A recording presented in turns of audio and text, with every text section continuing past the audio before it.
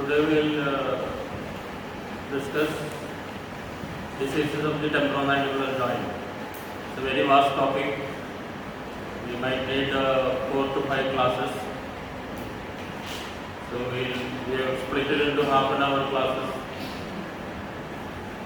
So we will start with introduction. Okay. You might have studied the anatomy of the TMJ in your anatomy classes. So what is peculiar about temporomandibular joint? Temporomandibular joint is crucial to the everyday functioning of modern time. It is subjected to all diseases and disorders that can affect other joints, but vast majority of these problems can be dealt effectively with reversible, non-surgical methods. So TMJ is a complex joint. Both joints has to function together. That is why it is known as a diarthroidal joint. No other joint in the body functions together except the TMJ.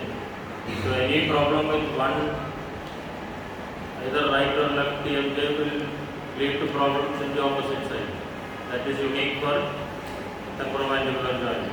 No other joints, your hand, knee, has this problem. So any problem with one joint will result in trouble to the other joint. So since there is so much of nerve supply, blood supply to the TM joint, ideally most of the TM joint pain disorders are managed non-surgically, because in any invasive procedure of the TMJ there are a lot of complications. There are risk of injuries to the facial nerve, maxillary artery. So usually you manage conservatively without surgery. But there are certain problems which has both aesthetic and functional deficiencies which has to be dealt with surgery alone. So you need to know TMJ, surgical management of TMJ disorders. However, in small number of cases, surgical procedure is indicated to eliminate the disease or deformity and to restore function and anatomy. One should be aware of the basic biology of the joint, sound diagnostic knowledge, and also the efficacy of alternative treatments in managing these conditions. We will just brush through the anatomy, not in detail. The TM joint, also known as craniomandibular joint, articulation is peculiar to mammals. It is the articulation between the scamus part of the temporal bone and the head of the mandibular condyle. The mandibular articulation is labeled as bilateral diarthroidal or freely movable joint. It is also considered as a complex joint because it involves two separate synovial joints, right and left, in which there are presence of intracapsular disc or meniscus, and both the joints have to function in coordination, as I told you earlier. Understood? Both the joints have to function synchronized. Otherwise you will have problems. Either one of the joint has trouble, the other joint will have trouble. Understood? Now what does the articulatory system consist of? Comprises of the TMJ as such, the masticatory and accessory muscles, the occlusion of teeth. So all these three are important. Any problem, discrepancy in the occlusion will lead to TMJ pain. Any problem with your masticatory muscles, for example trismus, leads to TMJ pain. The function is governed by sensor and motor branches of the third division, of the trigeminal nerve or the mandibular nerve, and a few fibers of the facial nerve. The occlusion of the teeth plays an important role in the function of the TMJ. Normally, the greatest part of the course of mastication is borne by dentition of the jaws.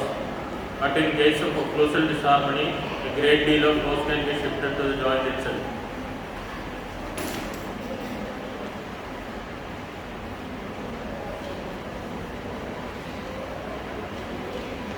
Now the limitations and the contents of the TMJ. Limits anteriorly the articular eminence of the tubercle and posteriorly a small conical post-glenoid tubercle. You have an articular eminence. It is a small prominence on the zygomatic arch. It is strongly convex anteroposteriorly and somewhat concave mediolaterally. Post-glenoid tubercle. It separates the articular surface of the fossa laterally from the tympanic plate, and the tympanic plate separates the TMJ from the bony part of the external auditory canal. Now, glenoid fossa. It is an anterior articular area formed by the inferior aspect of the temporal scoma, the temporal bone. Its surface is smooth, oval and deeply hollow, and the bone is very thin at the depth of the fossa. The fossa is lined by a dense avascular fibrocartilage. Why the TMJ anatomy is important is because when you have either the TMJ disorders are divided into two: hypermobility and hypomobility. So hypermobility is your flexation, subluxation, dislocation. Hypomobility is pseudo, true, false ankylosis. One is more opening, other one is minimal or less opening of the mouth. So these are the two types of TMJ disorders. That is why the anatomy is important. Now we won't go detail into the anatomy. We'll go directly to the diagnosis. Now what are the radiographs we should take?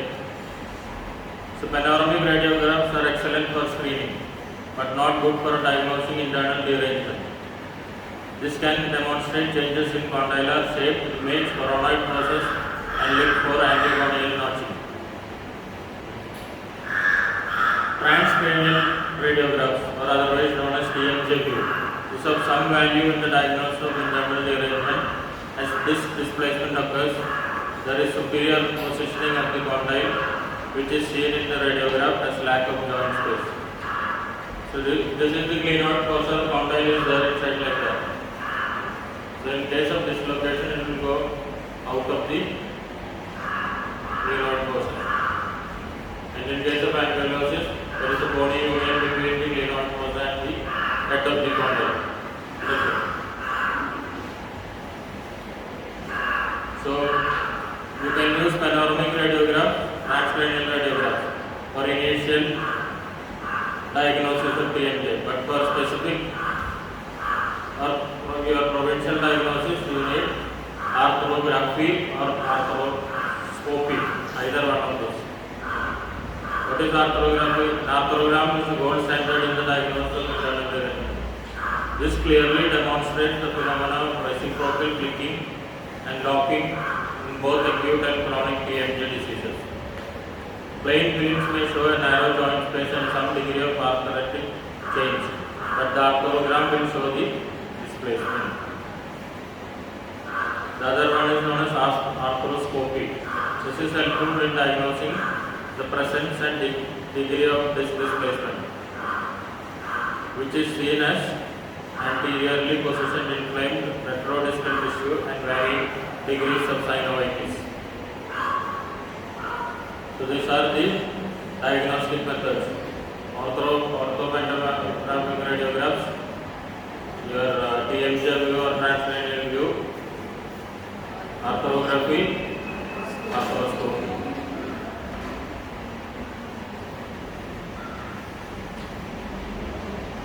Now, classification of TMJ disorders. The disorders of temporomandibular joint can be classified into structural and functional disorders. What are structural disorders?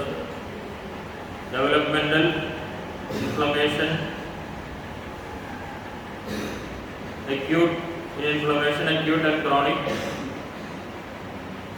infection, degenerative, neoplasia, hypomobility, ankylosis, hypermobility, mobility disorders, hypomobility, hypermobility. and 7 trauma. These are the structural disorders. Now you have functional disorders, pain dysfunction syndrome, PD.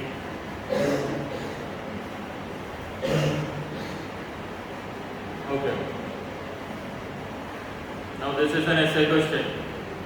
Hypomobility and hypermobility of temporomandibular joint. Either you get classified TMJ disorders and write in detail about dislocation and management of dislocation, or you get hypomobility disorders, TMJ ankylosis, surgical management of TMJ ankylosis. These are the 2 essay questions from this chapter. Okay, mobility disorders of the temporomandibular joint demanding from either too little or too much movement of the condyle occur much less frequently than internal derangement. Arthritis and other diseases of the synovial joints. Mobility disorders present stern challenges in diagnosis and treatment. So what is hypomobility? Resulting from ankylosis is an extremely disabling affliction causing problems in mastication, digestion, speech and oral hygiene. Usually it happens in children due to forceps delivery or some congenital deformity. So when it happens in children, you have all these problems. There are problems in mastication or chewing, digestion, speech and oral hygiene, apart from aesthetic deficiency.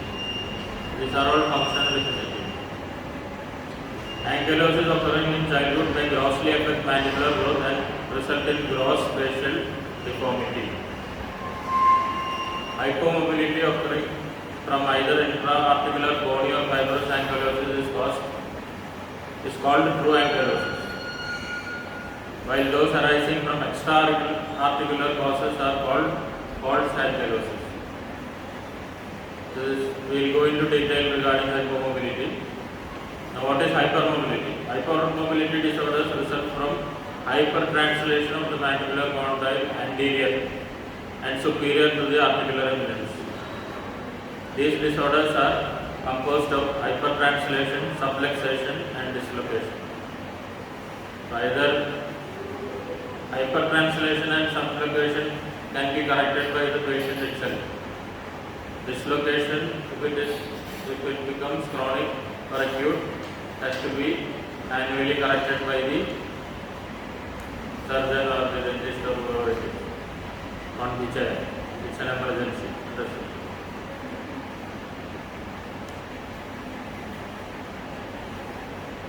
So, in detail, hypomobility disorders. The treatment of hypomobility disorders is a clinical challenge. These disorders can be classified into the following as trismus and ankylosis.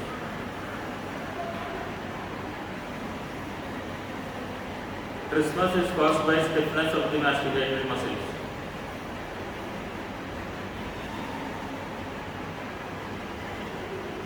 Sanjian in 1928 classified ankylosis into true and false. The false or pseudoankylosis results from pathology outside the joint, resulting mandibular hypomobility. For example, you have a fracture of the zygomatic arch, posterior zygoma. What will happen? The arch will imbind on the condyle and there is difficulty in mouth opening. So it is a reason which is extra-articular, not because of something in the joint space. That's it.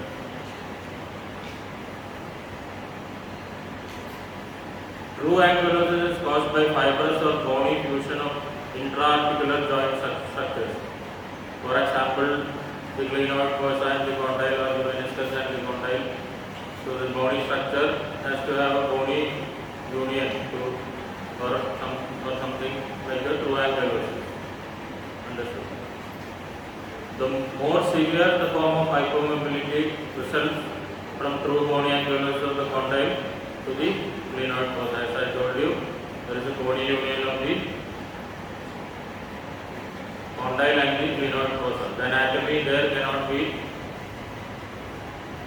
will not be normal. If you take a radiogram or if you take a TMJ program, the anatomy there will be confused. There won't be any specific demarcation of the condyle or the glenoid fossa. You will just see a bony union. That is known as true ankylosis.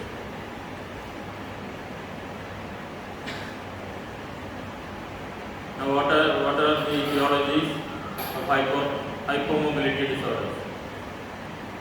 So, the cause of hypomobility is varied arising as a result of first one is trismus. So, what can cause trismus? Odontogenetic, myofascial pain, malocclusion, infection, any space infection, astigatory space, buccal space, submandibular space, any space infection can cause trismus.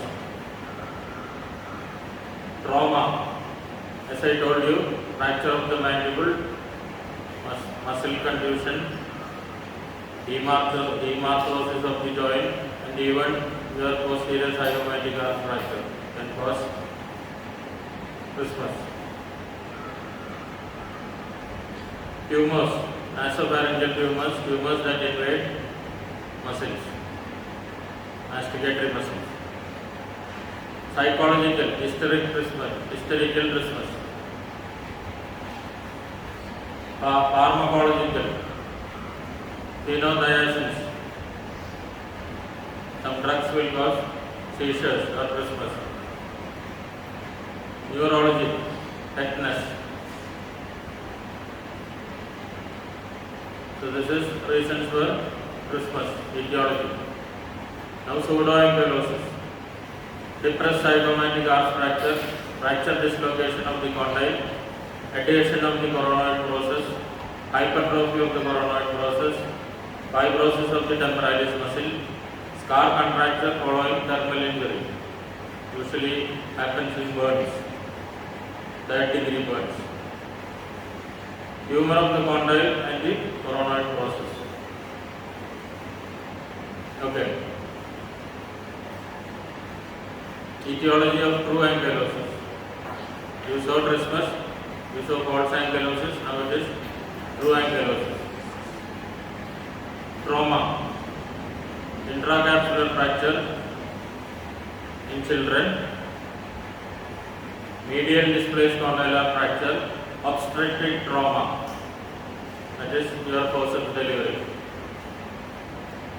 In some cases, delivery is done using a forceps, and the forceps, the head of the forceps is usually kept on the TMJ, and then the child's head is pulled out.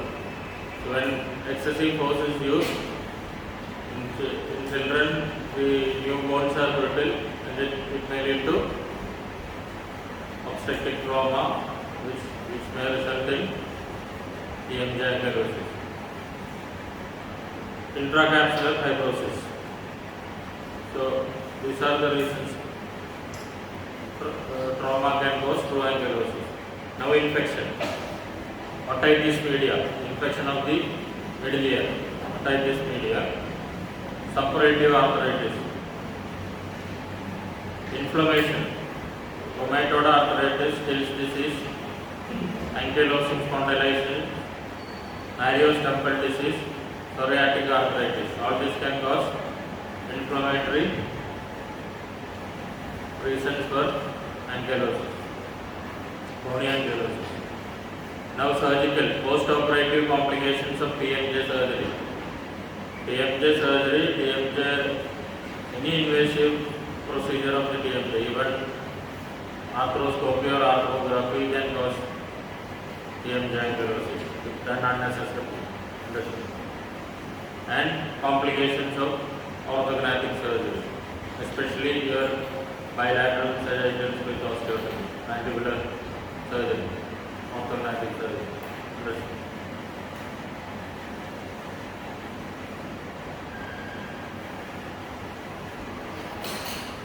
Now, how will you define trismus? So the most frequent cause of hypomobility is muscular trismus. Trismus is derived from Greek term meaning grinding together and may be myogenic, neurogenic and psychogenic origin. Trismus is always a short note in your Korean state exams. So essays, TMJ ankylosis, TMJ dislocation along with classification of TMJ disorders. Short note is trismus.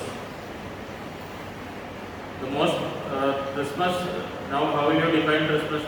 Trismus is thought to be a protective reflex that minimizes jaw movement to prevent the spread of bacteria, tumor cells or further trauma to already injured tissue. Trismus mediated through an arthrokinetic reflex from proprioceptive nerve endings in the periodontium, the muscle spindles and the mechanoreceptors situated in the joint capsule through the brainstem to the muscles of mastication.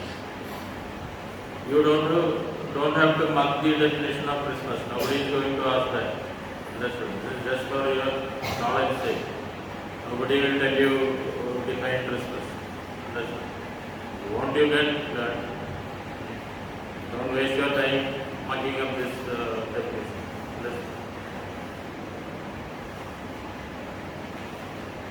Causes of trismus include odontogenic sources like myofascial pain, malocclusion, etc. All this we saw before. Infection around the masticated facial spaces, your buccal space, submandibular space, submental space, lateral pharyngeal space.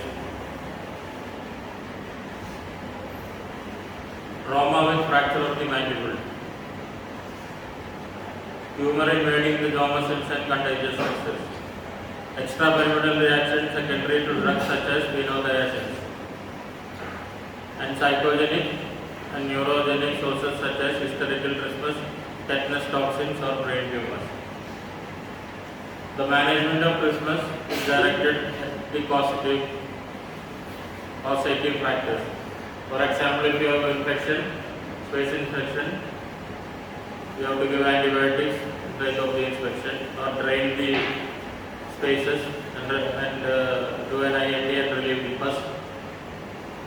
So that is how we manage when a trismus caused by an infection. If it is caused by a fracture, we have to reduce the fracture, fix the fracture, either by a closed or open technique. That's good. So treatment of trismus is always directed by relieving the causative factors, either by medication or by corrective surgery. Now, what is fault ankylosis? Hypomobility as a result of extra-articular causes of obstruction are called pseudoankylosis. These are confusing mentioned in the literature about false ankylosis and trismus because these both have so much of similarities. So if you don't know an answer on false ankylosis, you can write whatever you know about trismus. You might get marks because both have common etiology and common causative factors. Understood?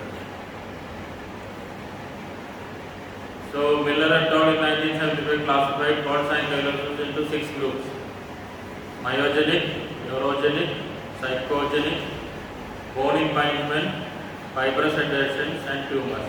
All these are common to trismus also, most of them. That is why if you get a question on false ankylosis, don't be confused. You can write the etiology of trismus and the management of trismus also for this.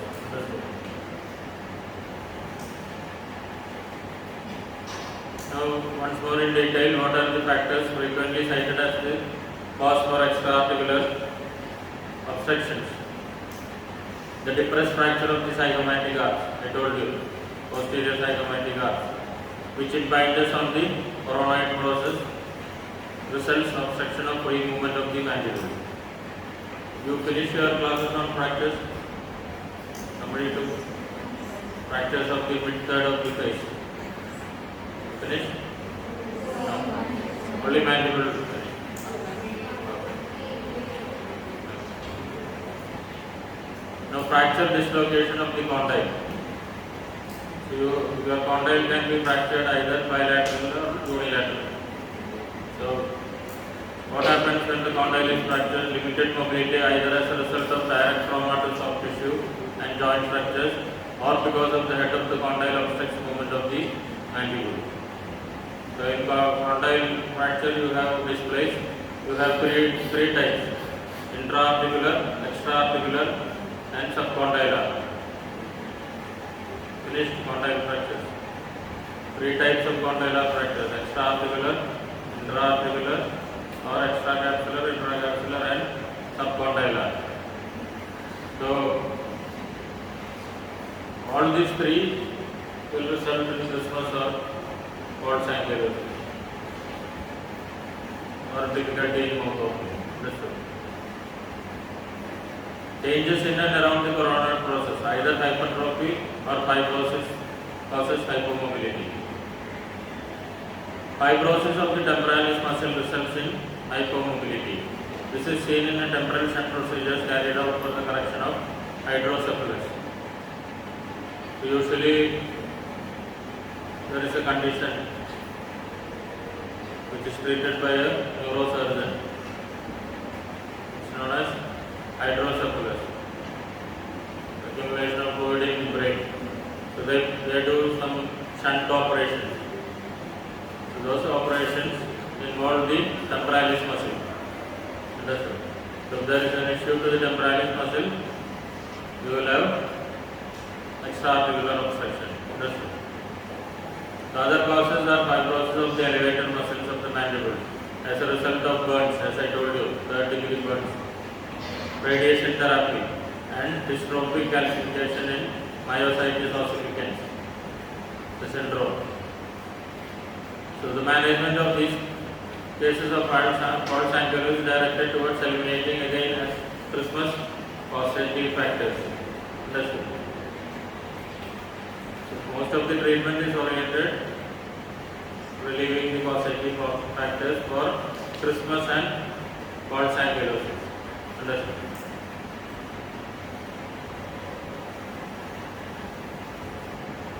Now we will continue with